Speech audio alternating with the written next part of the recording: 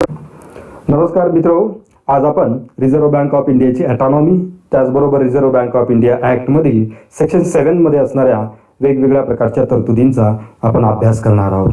विद्यार्थी मित्रो, central banking किंवा मध्यवर्ती बँकांच्या बाबतच्या वेगवेगळ्या प्रकारच्या तरतुदी, त्याबाबतच्या डेफिनेशन्स आणि त्यांच्या कार्यपद्धतीविषयी जर आपण अभ्यास केला तर आपल्याला असे निश्चितपणे दिसून येईल की त्या देशातील त्या अर्थव्यवस्थेमधील मध्यवर्ती बँकांना कामकाज करण्याची ऑटोनॉमी किंवा स्वायत्तता जर मिळालेली असेल तर त्या बँका अत्यंत चांगल्या पद्धतीने त्या ठिकाणी काम करू शकतात. हे जगातील अनेक वेगळ्या देशातील मध्यवर्ती बँकांच्या कार्यपद्धतीमधून सिद्ध झालेलं आहे. तशाच पद्धतीनं भारतीय रिझर्व्ह बँकेची स्थापना देखील 1935 मध्ये झाल्यानंतर त्या RBIच्या स्थापनेबाबतचा जो कायदा करण्यात आला त्या कायद्यातील तरतुदीनुसार रिझर्व्ह बँक ऑफ इंडियाला देखील स्वायत्तता म्हणजेच ऑटोनॉमी प्रदान करण्यात आलेली आहे. आता आपण या स्लाइडच्या माध्यमातून सर्वप्रथम आपण हे पाहणार आहोत की नेमकी ऑटोनॉमी म्हणजे काय. ऑटोनॉमी म्हणजेच स्वायत्तता. स्वायत्तता ह्या 3 वेगवेगळ्या प्रकारांनी त्या ठिकाणी या गव्हर्नमेंटच्या इन्स्टिट्यूशन्सला दिल्या जाऊ शकतात.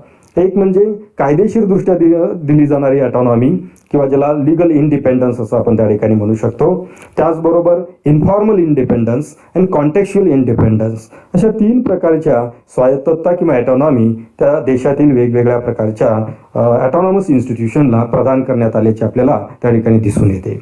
भारतीय रिझर्व्ह बँकेच्या बाबतीमध्ये जर आपण पाहिलं तर ही ऑटोनॉमी लीगल ऑटोनॉमी असल्याचे आपल्याला दिसून येईल. कारण रिझर्व्ह बँक ऑफ इंडियाच्या ॲक्ट मध्ये जर आपण पाहिलं तर त्या ॲक्टमध्ये रिझर्व्ह बँक ऑफ इंडियाला संपूर्ण कामकाजाची स्वायत्तता ही दिल्याचे आपल्याला त्या ठिकाणी निदर्शन असेल. विद्यार्थी मित्रो, ऑटोनॉमी म्हणजे दुसरं तिसरं काही नसून की रिझर्व्ह बँक ऑफ इंडियाला तिचं कामकाज करण्यासाठीची ही दिलेली एक लिबर्टी आहे. ही एक वेगळ्या प्रकारची फ्लेक्सिबिलिटी आहे कामकाज करण्याबाबतची. त्याचबरोबर RBIला तिच्या कामकाजासाठी दिलेलं स्वातंत्र्य अशा पद्धतीने त्याचा उल्लेख आपल्याला त्या ठिकाणी करता येईल. परंतु हे कामकाज करत असताना ही जी लिबर्टी रिझर्व्ह बँक ऑफ इंडियाला दिलेली आहे ती लिबर्टी जर आपण त्या ठिकाणी पाहिली तर liberty of regulation and controlling of monetary system म्हणजेच या देशातील मॉनिटरी सिस्टम जी आहे ती रेग्युलेट करण्याच्या दृष्टिकोनातून, ती कंट्रोल करण्याच्या दृष्टिकोनातून जे काही त्या ठिकाणी स्टेप्स घ्याव्या लागतील त्या संदर्भातली लिबर्टी रिझर्व्ह बँक ऑफ इंडियाला देण्यात आलेली आहे. त्याचबरोबर या देशातील बँकिंग सिस्टम, या बँकिंग सिस्टमचं रेग्युलेशन करणं, बँकिंग सिस्टम कंट्रोल करणं आणि ती देशाच्या हिताच्या दृष्टिकोनातून ती ॲक्टिवेट करण्याच्या दृष्टिकोनातून जे काही स्टेप्स रिझर्व्ह बँक ऑफ इंडियाला घ्याव्या लागतात की त्या संदर्भातली लिबर्टी रिझर्व्ह बँक ऑफ इंडियाला मिळाल्याची आपल्याला त्या ठिकाणी दिसून येईल. अर्थात ही ऑटोनॉमी नेमकी कोणत्या पद्धतीनं त्या ठिकाणी द्यावी, कोणत्या कारणांसाठी त्या ठिकाणी द्यावी याबाबत वेगवेगळ्या प्रकारचे विवाद देखील आपल्याला त्या ठिकाणी दिसून येतात.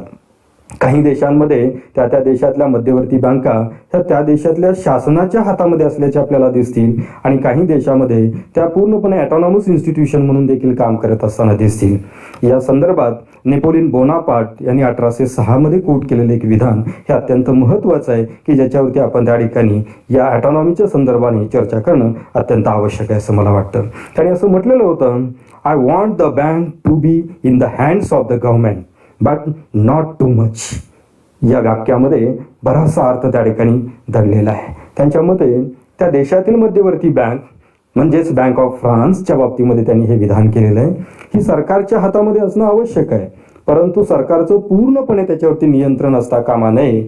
यामध्येच ऑटोनॉमीची बीज त्या ठिकाणी असल्याचे आपल्याला त्या ठिकाणी दिसून येईल. विद्यार्थी मित्रो, या ऑटोनॉमीचा सर्वसाधारण अर्थ लक्षात घेतल्यानंतर की आपण याचा पुढील भाग जो आहे तो महत्त्वाचा भाग आपण या ठिकाणी पाहणार आहोत. तो म्हणजे रिझर्व्ह बँक ऑफ इंडियाला प्रत्यक्षात नेमक्या कोणत्या प्रकारच्या ऑटोनॉमी मिळालेल्या आहेत त्यामधील काही महत्त्वाचे कंटेंट्स आपण त्या ठिकाणी पाहणार आहोत. Reserve bank of India act 1934 नुसार रिझर्व्ह बँक ऑफ इंडियाला या देशातील बँकिंग संस्थांच्या लायसन्सिंगच्या संदर्भातलं पूर्ण अधिकार त्या ठिकाणी मिळालेले आहेत. रिझर्व्ह बँक ऑफ इंडिया आपल्या पद्धतीने त्या ठिकाणी लायसन्सिंगचे रूल्स अँड रेग्युलेशन्स फॉर्म करू शकते आणि लायसन्सिंग पॉलिसी एक्झिक्यूट करू शकते. त्याचबरोबर वेगवेगळ्या प्रकारच्या फायनान्शियल ट्रान्झॅक्शन, बँकिंग ट्रान्झॅक्शनच्या संदर्भातल्या टर्म्स अँड कंडिशन्स, त्याचबरोबर त्याबाबतच्या गाईडलाईन इश्यू करण्याची autonomy he reserve bank of इंडियाला आहे. त्याचबरोबर गरजेनुसार अर्थव्यवस्थेमधील वेगवेगळ्या पद्धतीचे व्याजदर बदलणे किंवा ते बदलण्यासाठीचे एक अरेंजमेंट क्रिएट करणं यासाठीची ऑटोनॉमी देखील रिझर्व्ह बँक ऑफ इंडियाला मिळालेली आहे की ज्यामध्ये मग प्रामुख्याने CRR असेल, SLR असेल, मार्जिनल स्टँडिंग फॅसिलिटी रेट असेल, रेपो रेट असेल, रिव्हर्स रेपो रेट असेल, की यामध्ये वेळोवेळी बदल करून रिझर्व्ह बँक ऑफ इंडिया या देशातील व्याजदराच्या संरचनेमध्ये हे बदल करण्याचा प्रयत्न वेगवेगळ्या पद्धतीने करत असते. त्याचबरोबर रिझर्व्ह बँक ऑफ इंडियाच्या दृष्टिकोनातून किंवा जगातील कोणत्याही मध्यवर्ती बँकेच्या दृष्टिकोनातून त्यांची मॉनिटरी पॉलिसी ही एक अत्यंत महत्त्वाची पॉलिसी किंवा त्यांच्या बिझनेसचा पार्ट असतो, की ज्यामध्ये मॉनिटरी पॉलिसी फ्रेम करणं आणि ती इम्प्लिमेंट करण्याच्या बाबतची ऑटॉनॉमी ही रिझर्व्ह बँक ऑफ इंडियाला मिळालेली आहे. त्याचबरोबर एक वादग्रस्त परंतु त्याच्यावरती चर्चा करण्याची अत्यंत गरज आहे, ते म्हणजे to lend or not money to the government. जे गव्हर्नमेंटने जेव्हा कर्जाची मागणी केलेली असेल किंवा पैशाची मागणी केली असेल, की तेव्हा गव्हर्नमेंटला मध्यवर्ती बँकेने पैसे द्यायचे की नाही द्यायचे याबाबतची देखील ऑटॉनॉमी ही त्या देशातील मध्यवर्ती बँकांना दिलेली असते. परंतु काही देशामध्ये जरी ही प्रोव्हिजन किंवा तशा प्रकारची ऑटॉनॉमी अपेक्षित असली तर प्रत्यक्ष कार्यवाहीमध्ये अशा प्रकारची ऑटॉनॉमी मध्यवर्ती बँका एन्जॉय करतात की नाही हा एक वेगळ्या प्रकारचा संशोधनाचा आणि चिंतनाचा देखील विषय असल्याचे आपल्याला दिसून येईल.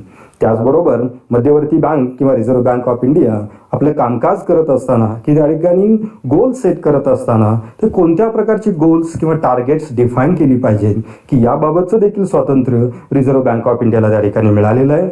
त्याचबरोबर ते गोल्स अचीव करण्यासाठी कोणकोणत्या प्रकारचे इन्स्ट्रुमेंट्स किंवा पॉलिसी वापरल्या पाहिजेत हे निर्धारित करण्याचे देखील अधिकार मध्यवर्ती बँकेला प्राप्त झालेले आहेत. म्हणजे गोल सेट करत असताना आणि गोल्स अचीव करत असताना त्याच्यासाठीचा ट्रॅक तयार करणं आणि इन्स्ट्रुमेंट्स तयार करणं किंवा त्यासाठीचे पॉलिसी मेजर्स अडॉप्ट करणं याच्याबाबतची देखील स्वातंत्र्य किंवा इंडिपेंडन्स मध्यवर्ती बँकांना प्राप्त झालेलं आहे. त्याचबरोबर प्रायोरिटीच्या पॉलिसीज डिसाईड करत असताना, प्रायोरिटीचे एरियाज सिलेक्ट करत असताना कोणत्या एरियासाठी किंवा कोणत्या सेक्टरसाठी प्रायोरिटीज दिल्या पाहिजेत किंवा त्या ठिकाणी प्राइस स्टॅबिलाइज करण्याचे असतील किंवा आउटपुट स्टॅबिलाइज करण्याच्या दृष्टिकोनातून असतील तर त्याच्या प्रायोरिटीज ठरवण्याचे हे अधिकार ऑटॉनॉमी अंतर्गत मध्यवर्ती बँकांना त्या ठिकाणी मिळालेले असतात.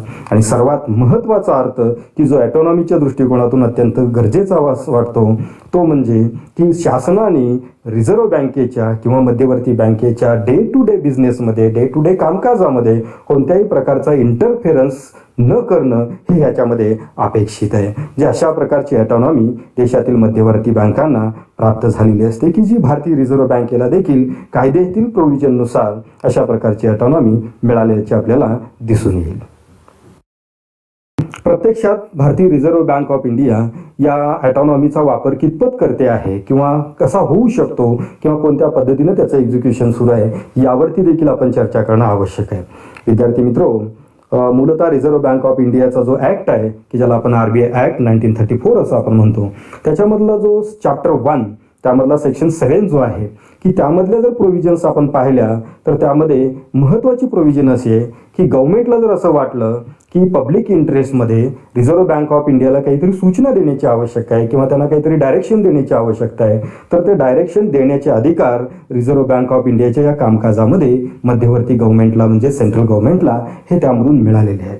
त्याचबरोबर सेक्शन 7 आणखी असं सांगतो की गव्हर्नमेंटला जर असं वाटलं की एखाद्या विशिष्ट कामाची जबाबदारी देशातील अर्थव्यवस्थेच्या दृष्टिकोनातून जर RBIच्या बोर्ड ऑफ डायरेक्टरवरती सोपवायची असेल तर तशा प्रकारची जबाबदारी सोपवण्याचे अधिकार हे त्या ठिकाणी सेक्शन 7च्या अंतर्गत गव्हर्नमेंट ऑफ इंडियाला मिळालेले आहेत.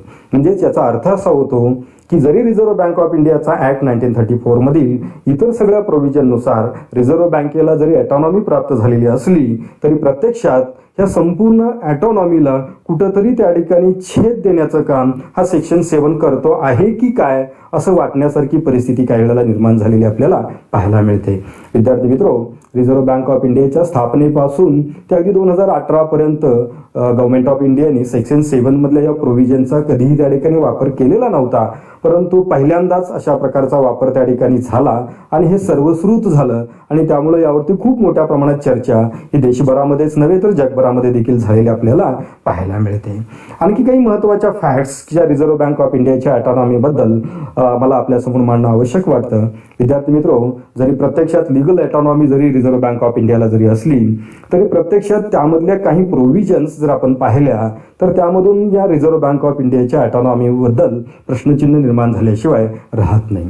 कारण रिझर्व्ह बँक ऑफ इंडियाचे जे गव्हर्नर आहेत की त्यांची नेमणूक हे केंद्र सरकारकडून केली जाते. त्याचबरोबर रिझर्व्ह बँक ऑफ इंडियाचे 4 डेप्युटी गव्हर्नर जे आहेत की त्यांचीही नियुक्ती गव्हर्नमेंट ऑफ इंडियाकडून त्या ठिकाणी केली जाते. त्याचबरोबर रिझर्व्ह बँकेचे निर्णय घेणारी अंतिम अधिकारी सत्ता किंवा बोर्ड म्हणजे सेंट्रल बोर्ड ऑफ RBI, या सेंट्रल बोर्ड ऑफ RBI मध्ये 4 गव्हर्नर, एक गव्हर्नर, 4 डेप्युटी गव्हर्नर, त्याचबरोबर त्या ठिकाणी 12 प्रतिनिधी हे केंद्र सरकारकडून त्या ठिकाणी नेमले जात असल्याचे आपल्याला पाहायला मिळेल. म्हणजेच जर आपण रिझर्व्ह बँक ऑफ इंडियाच्या या संपूर्ण ॲडमिनिस्ट्रेशन बद्दलची जर फॅक्ट्स जर आपण पाहिली तर त्यामध्येही आपल्याला असं विद्यार्थी मित्र लक्षात येईल की रिझर्व्ह बँकेचे गव्हर्नर, डेप्युटी गव्हर्नर यांची नेमणूक भारत सरकारकडून केली जाते. त्याचबरोबर सेंट्रल बोर्ड ऑफ RBI जे आहे की ज्यामध्ये एकूण 21 मेंबर त्या ठिकाणी असतात, त्यामधले तज्ज्ञ 10 संचालकाची नेमणूक ही भारत सरकारकडून केली जात असते. त्याचबरोबर वित्त मंत्रालयामधले 2 अधिकारी भारत सरकारकडून या बोर्डामध्ये नेमले जात असतात. म्हणजेच एकंदरीत जर आपण पाहिलं तर 21 मेंबरपैकी 17 मेंबर्स हे त्या ठिकाणी भारत सरकारकडून याच्यामध्ये नेमले जात असतात. जेव्हा त्यांची नेमणूक भारत सरकार करतं की त्यावेळेला त्यांच्या ॲटॉनॉमी आणि ॲटॉनॉमिक प्रिन्सिपल्सवरती कामकाज करण्याच्या पद्धतीवरती काही वेळेला शंका निर्माण झाल्याशिवाय राहत नाही. त्याचबरोबर मॉनिटरी पॉलिसी कमिटीमधील मेंबर्स देखील reserve bank of India appoint करत असली तरी with consultation of the government of India अशी त्यांची अपॉइंटमेंट असल्यामुळं बऱ्याच वेळेला तिथेही त्या ठिकाणी ॲटॉनॉमीला छेद जात असलेला आपल्याला दिसून येईल. आणखीन एक महत्त्वाचा भाग की जो आपल्याला सांगणं आवश्यक आहे तो म्हणजे अनेक वेळा जेव्हा वेगवेगळ्या वित्तीय संस्था आणि वेगवेगळ्या ऑर्गनायझेशनला मोठ्या अडचणी निर्माण होतात तेव्हा गव्हर्नमेंट रिझर्व्ह बँक ऑफ इंडियाला सजेस्ट करतं की आपण त्यांच्यासाठी बेलआउट पॅकेज म्हणजेच फायनान्शियल पॅकेज त्यांच्यासाठी अनाऊन्स करावं आणि ते त्यांना उपलब्ध करून द्यावं.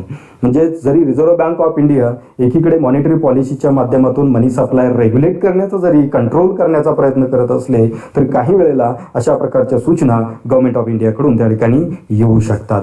त्याचबरोबर प्रॉम्प्ट करेक्टिव्ह ॲक्शन हे एक अशी ॲक्शन असते की ज्या पब्लिक सेक्टरमधल्या ज्या बँक्स आहेत, नॅशनल बँक्स आहेत की जेव्हा त्यांचा NPA वाढतो, त्यांचे रेट ऑफ रिटर्न्स कमी होतात की तेव्हा अशा बँकांचे व्यवहार नियंत्रित करण्यासाठी reserve bank of India prompt corrective ॲक्शनचा वापर त्या ठिकाणी करत असते आणि त्यांच्या व्यवहारावरती नियंत्रण ठेवत असते. बहुतांश वेळा असं निदर्शनास आलेलं आहे की सरकारकडून हे PCAचे जे नॉर्म्स आहेत हे रिलॅक्स करावेत अशा प्रकारची शिफारस अनेक वेळा त्या ठिकाणी येत असते. की ह्या सगळ्या गोष्टी जर आपण त्या ठिकाणी पाहिल्या तर अनेक वेळा आपल्याला ॲटॉनॉमीबद्दल काही प्रश्नचिन्ह आपल्या मनामध्ये निर्माण झाल्याशिवाय राहत नाही. आणखीन एक सर्वात महत्त्वाचा जो विषय तो म्हणजे reserve bank of India act 1934 मधील चॅप्टर 4 जो आहे त्यामधील सेक्शन 47 त्या ठिकाणी रिझर्व्ह बँक ऑफ इंडियाला मिळालेल्या उत्पन्नामधील नफ्यामधील किंवा त्याला आपण नफा म्हणू शकणार नाही परंतु त्याला सरप्लस असं म्हणता येईल की जो सरप्लस आहे तो गव्हर्नमेंट ऑफ इंडियाला डिव्हिडंडच्या स्वरूपात त्या ठिकाणी ट्रान्सफर करावा अशा प्रकारची प्रोव्हिजन सेक्शन 47 मध्ये आहे.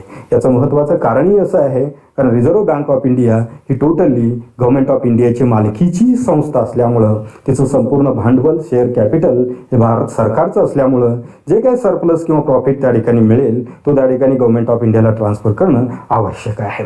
परंतु त्या ठिकाणी आपण ठिकाणी निर्माण झाला की जेव्हा सन 2018-19 मध्ये रिझर्व्ह बँक ऑफ इंडियाकडील सरप्लस हे भारत सरकारकडे ट्रान्सफर करण्याच्या बाबतीमध्ये मालेगाम कमिटीनं ज्या काही शिफारसी केल्या त्या शिफारशीच्या अनुषंगाने 1,76,000 कोटी रुपये रिझर्व्ह बँकेच्या फंड्समधून रिझर्व्समधून ते गव्हर्नमेंट ऑफ इंडियाकडे ट्रान्सफर करण्याचा निर्णय घेतला. विद्यार्थी मित्रांनो या बाबतीमधली थोडीशी पार्श्वभूमी आपण समजून घेणं आवश्यक आहे. रिझर्व्ह बँक ऑफ इंडियाकडील जे काही रिझर्व्स आहेत त्याचा जर साधारणपणे टोटल बॅलन्स शीटचे असणारं प्रमाण जर आपण पाहिलं तर ते टोटल बॅलन्स शीटच्या 35% त्या ठिकाणी राहिलेलं आहे.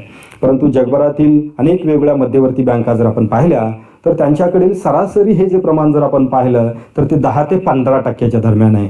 आणि याच बेसिसवरती रिझर्व्ह बँकेच्या या समितीने एक अशी शिफारस केली की एवढ्या मोठ्या प्रमाणात रिझर्व्ह फंड्स हे RBIकडे ठेवणं आवश्यक नाहीये, ते गव्हर्नमेंटला वापरण्यासाठी द्यावेत अशा प्रकारची त्यांनी शिफारस केली. परंतु दुसराही महत्त्वाचा भाग या ठिकाणी लक्षात घेणं आवश्यक आहे की ज्या मध्यवर्ती बँकांच्याकडे अधिक रिझर्व्ह फंड्स असतात ती मध्यवर्ती बँक ही स्ट्रॉंग बँक अशी मानली जाते. परंतु त्या ठिकाणी अशा पद्धतीनं खूप मोठ्या प्रमाणात फंड्स तिकडे ट्रान्सफर केल्यामुळं रिझर्व्ह बँक ऑफ इंडियाच्या फायनान्शियल स्टॅबिलिटीचा प्रश्न हा भविष्यात त्या ठिकाणी निर्माण होऊ शकतो. या दृष्टिकोनातून विविध प्रकारचे वाद त्या ठिकाणी निष्पन्न झालेले होते. किंबहुना तत्कालीन गव्हर्नर आणि तत्कालीन डेप्युटी गव्हर्नर यांनी सुद्धा या गोष्टीला विरोध केला. परंतु त्या ठिकाणी पब्लिक इंटरेस्टमध्ये अशा प्रकारचे जे काही सर्क्युलर्स आहेत ते गव्हर्नमेंट ऑफ इंडियाने ट्रान्सफर करून घेतले. अशा अनेक वेगवेगळ्या घटना आपल्याला त्या ठिकाणी सांगता येतील की ज्यामुळे रिझर्व्ह बँक ऑफ इंडियाच्या ऑटॉनॉमीच्या बाबतीमध्ये विविध प्रकारचे प्रश्न आणि विविध प्रकारच्या समस्या वेगवेगळ्या पद्धतीने त्या ठिकाणी चर्चा केल्या जात असल्याची आपल्याला निदर्शनास आल्याशिवाय राहणार नाही. विद्यार्थी मित्रो, की रिझर्व्ह बँक ऑफ इंडियाची ऑटॉनॉमी, त्या संदर्भातल्या प्रोव्हिजन्स आणि त्या संदर्भातला सेक्शन 7 हा जो आहे आणि त्या संदर्भातली प्रत्यक्षातली सद्यस्थिती या अनुषंगाने आपण ही सर्व चर्चा त्या ठिकाणी केलेली आहे. मला खात्री आहे की आपणा सर्वांना हा विषय त्या ठिकाणी लक्षात आलेला असेल. धन्यवाद.